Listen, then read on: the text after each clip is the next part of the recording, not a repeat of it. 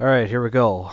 Chapter 31 talks about the presidencies from Nixon to Reagan. All right, section 2 is about Watergate and its aftermath. Watergate was one of the biggest scandals in U.S. presidential history. Um, it was something that Nixon did. You're going to learn more about. I'm sure you've heard of it before, but it's the reason that he left his post as president of the United States. All right, so our objectives: we're going to explain Nixon's domestic policies following the '68 election, identify the problems of the 1970s, and then identify and evaluate events surrounding Watergate and how it affected American society. All right, so some domestic goals of Nixon. He appointed new justices to the Supreme Court to crack down on crime. Okay, he wanted to. The United States was violent, coming back from Vietnam, protesting, all that stuff. So he wants to appoint new justices to crack down on crime. In the 1970s, Nixon signed the revenue sharing law that gave states some of the money collected on federal income taxes, along with the Rehabilitation Act that outlawed discrimination against people with disabilities. Now, the Revenue Sharing Act, or law, at the time was a good thing, but in the long run, it's not a very good thing because the Revenue Act or the revenue sharing is going to just cause problems with the economy because it's going to cause inflation. So that's when prices go up, but people keep making the same wages. So it's a short-term solution, but in the long run, it doesn't work. But the Rehabilitation Act outlawed against discriminating against people with disabilities. That's a good thing because especially some of the soldiers who are coming back, they were disabled now, and they could not be discriminated when it came to getting hired or getting promoted. You had to be hired or promoted based on how well you were doing the job, not what you looked like. So that was something that was positive. Nixon's attempt, talked about this, to strengthen the economy by combating inflation and increasing federal spending were unsuccessful because what happens was inflation is going to go up, and even though they spent more money, that's just going to cause more problems. Now, this is very relevant to today because what are the people in the government going to do now with what's happening with the economy now?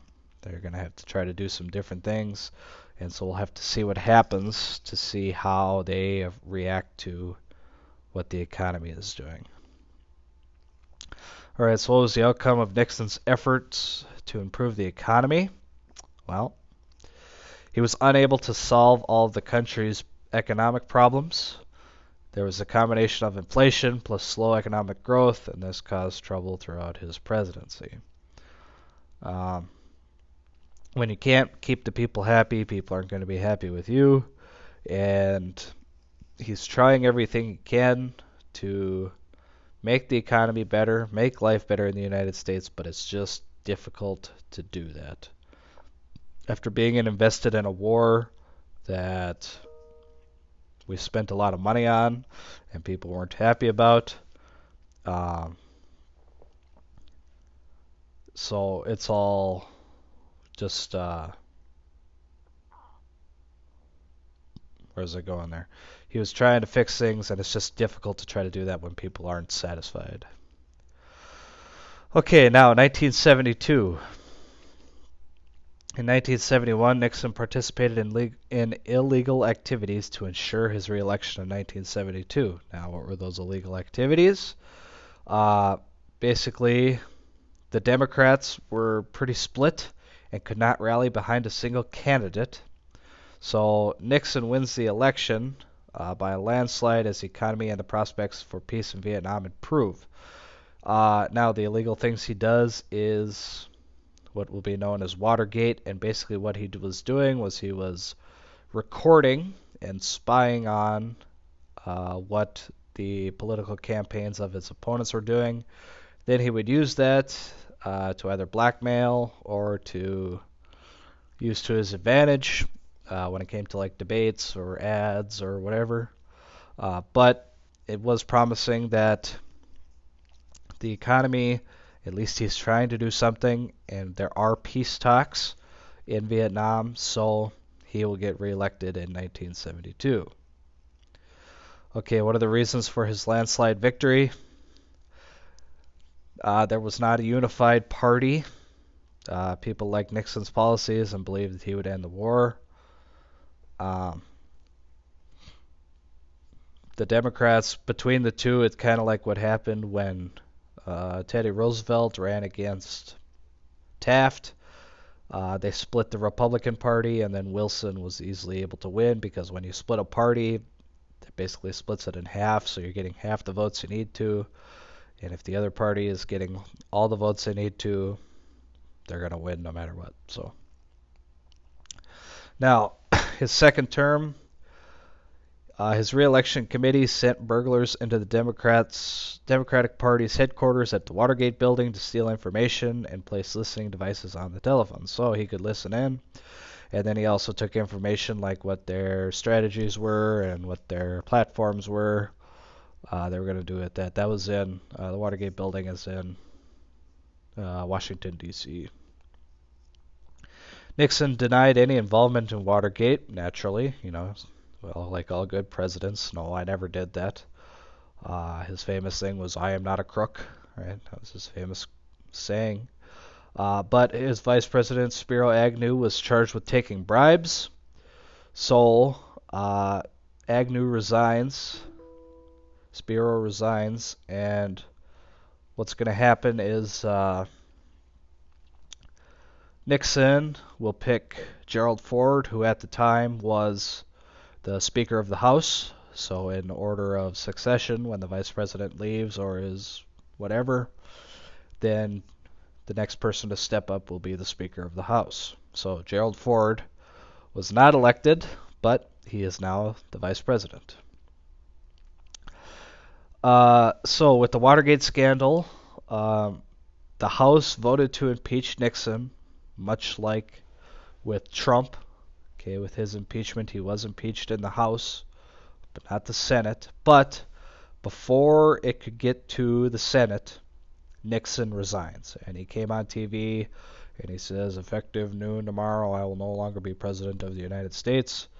Ford will take over as Vice President because with the rules and the laws, when the President leaves or whatever, the Vice President takes over. So Gerald Ford is the only president in United States history to not be elected Vice President or President. He was appointed to both positions. There's no doubt Nixon would have been impeached. He would have been found guilty in the Senate, and he knew that, and that's a big reason why he resigned instead of was impeached. So if you ever look like at a chart, Nixon is the only president in United States history to resign from being president. Gerald Ford will take over.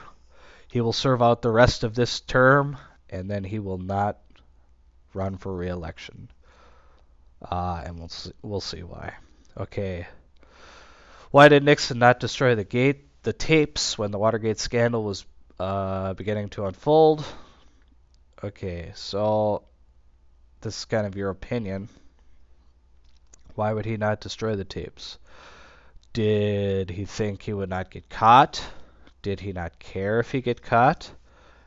There's lots of different opinions that you could probably have on this. Okay. Now, Nixon, the people that leaked it, um, they went by the alias of Deep Throat, and they were the ones who showed the world what the scandal was about that Nixon was doing with spying and listening and trying to take advantage of his opponents, which is kind of similar to what Trump's was, I guess, in a way, but it's a little different. But still, uh, Nixon would have been impeached very quickly because he was definitely guilty of the crimes that he did.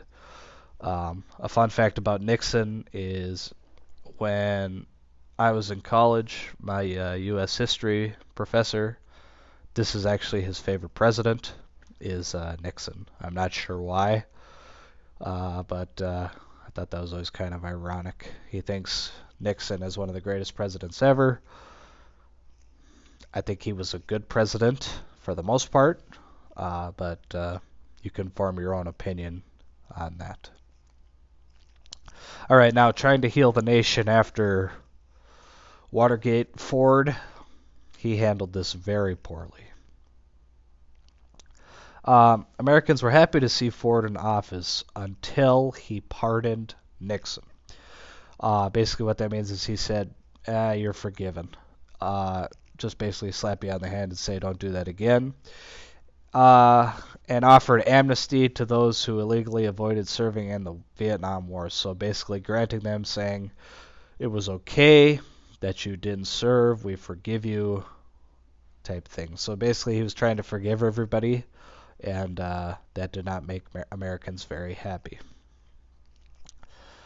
President Ford continued to work on the relationships between the U.S., the Soviet Union, and China. That is a plus because Nixon had set a good foundation there. Nixon was the first president to visit the Soviet Union and China. He visited them in 1972, which was a good thing that he did that because he's trying to build more positive relationships with those countries. Ford attempted to fix America's economy by lowering taxes and encouraging people to spend less and save more. Now, that's a different approach to doing it, is by lowering the taxes to give people actually more money and then encouraging them to spend less and save more, because by doing that, then you're trying to even out and bring the economy back down to where it should be, because if you're not spending money, things are going to inflate, demand will go down, and so the prices will go back to where they need to be instead of keep inflating. How did he attempt to put the Watergate scandal in the past? He issued a pardon, which again was not a wise thing to do. That was not the smartest thing to do. Okay, so that's the end of that. Okay, like I said, Ford was Speaker of the House. Then he was assigned to be or appointed to be Vice President. Then he was appointed to be President. He was never elected. In let's see, so 72, so 70 in 1976, he will not run for re-election because he was not meant to be president. And 1976, we will get, in my opinion, one of the worst presidents in United States history. A good old peanut farmer named Jimmy Carter. So that's section 3. So we'll talk about that. Or no, wait, that's continued onto this. Okay, Jimmy Carter. So we're going to talk about his achievements and setbacks to the little peanut farmer in the White House, and then identify and analyze the effects of the U.S. with the problems in the Middle East during the second half of the 20th century. All right, so he was a Southern Democrat who won the 1976 presidential election. He was from Georgia. The American economy continued to be sluggish despite Carter's efforts to boost it. He tried to do some stuff, but he wasn't confident in a lot of things that he tried to do. He wasn't very aggressive in his way of doing things. He created the Department of Energy to oversee energy policy. Now that is a plus. The Department of Energy is very important, especially to North Dakota. If you listen to Burgum's press conferences every day, he always talks about the energy sector and how that's so important to the economy of North Dakota with oil, gas, wind, and hydroelectricity. So creating the Department of Energy was good, especially with at this time in the 70s with what's going on with the Middle East. It's good to do that because there's going to be some problems. He supported the use of nuclear energy to provide electricity to the United States. So at least we're trying to find more ways to use energy, different ways of using energy, so that we don't use everything up as quickly. Now, foreign affairs, he was absolutely awful. He based his foreign policy on human rights, which is a good thing to base it on. Don't get me wrong there. Okay, human rights are good, but he will repair international relations with the U.S., Panama, Israel, and Egypt. So that's good, but he is not going to be able to recover or make good relationships with the other major countries in the Middle East.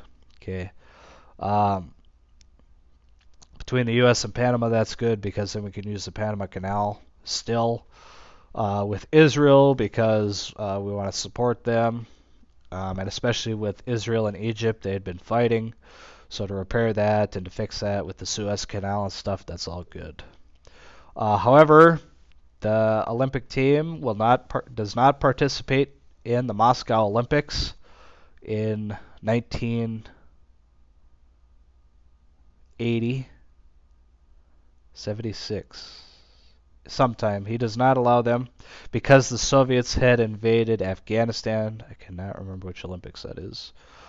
In 1980, Reagan won the election after Carter failed to solve the Iranian hostage crisis and strengthen the weak economy. Okay, so what happens is Carter, he only is president for one term. He is not respected really, doesn't do anything good, and the Iranian hostage crisis, okay, that's not in here. The Iranian hostage crisis, basically what happens is there's a really great movie about it. I cannot remember off the top of my head what it is called, but basically the U.S. Embassy in Iran is attacked, and the people come in, and the Iranians take it over. They hold the people hostage. They're mostly like journalists and people that are just there, their families and stuff. They refuse to let them go because there's an oil embargo and there's this whole deal going on with oil prices. And this is when the gas in the United States was rationed, and you could only go get gas on certain days, depending on whatever your street or your house number or your last name or whatever. And so they're trying to resolve this, and Carter is trying, and he tries all the way up until his last day as president, and when his is over, when he's finally not president anymore, the people are released. The hostage was 400 and some days, I can't remember. If you look in your book, it's in there, and if you want to know more, you could just look in there. But it was very tense time. With the oil embargo, the economy was terrible. So when Reagan comes in, he is at a weak economy, just coming off this crisis. Things with the Soviets aren't so good. Trying to fix a lot of things, and Reagan will come in and he's going to fix a lot of that, and that is the next section. So, all right, this video was a little longer than I intended, but hopefully it's got a bunch of good information.